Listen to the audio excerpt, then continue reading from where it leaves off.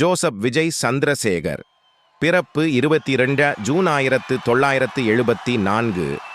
தொழில் ரீதியாக விஜய் என்று அழைக்கப்படுபவர் தமிழ் சினிமாவில் பணிபுரியும் ஒரு இந்திய நடிகர் மற்றும் பின்னணி பாடகர் ஆவார். விஜய் 65 படங்களுக்கு மேல் நடித்துள்ளார். மேலும் தமிழ் சினிமாவில் வணிக ரீதியாக மிகவும் வெற்றிகரமான நடிகர்களில் ஒருவராக இருக்கிறார். எல்லா காலத்திலும் அதிக வசூல் செய்த தமிழ் படங்களில் ஒன்றாக பல படங்களுடன் இருக்கிறார் விஜய். இயக்குனர் S.A. சந்திரசேகருக்கு சென்னையில் பிறந்த விஜய் 1984 வெற்றி என்ற தமிழ் திரைப்படத்தில் குழந்தை நடிகராக அறிமுகமானார்.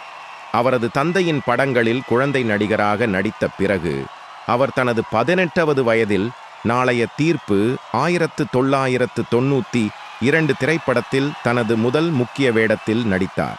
விஜய் அடுத்த சில ஆண்டுகளுக்கு குறிப்பிடத்தக்க படங்களுடனும் தொடர்ந்து முன்னணி கதாபாத்திரங்களில் நடித்தார்.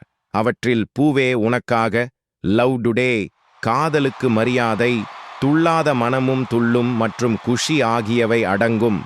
1998 தமிழக அரசால் கலைமாமணி விருது பெற்றார். 2003 அவர் கில்லியில் நடித்தார்.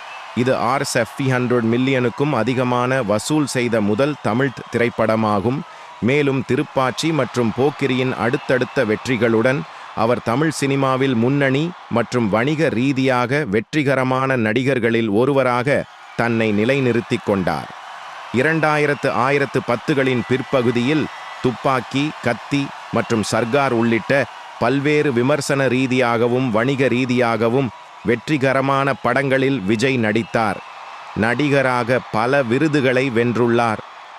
தளபதி என்று குறிப்பிடப்படும் விஜய்க்கு கணிசமான ரசிகர்கள் உள்ளனர்.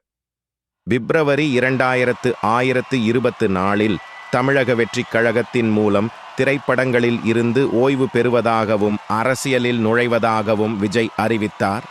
அவர் ஆசியாவின் ஈஸ்டர்ன் ஐடாப் பிரபலங்களில் இடம்பெற்றார்.